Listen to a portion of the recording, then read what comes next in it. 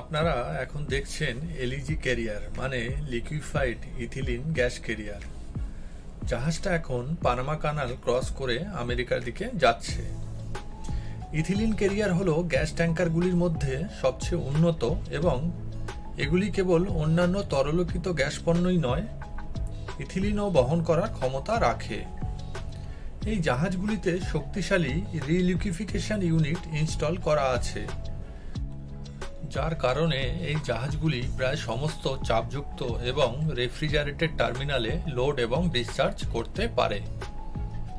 এই জাহাজটিতে স্টেনলেস স্টিলের cargo tank রয়েছে, যা সর্বনিম্ন -104°C থেকে সর্বোচ্চ 80°C তাপমাত্রায় কার্গো পরিবহন করতে সক্ষম। ইথিলিন গ্যাস -104°C তাপমাত্রায় তরল আকারে জাহাজে লোড করা হয়।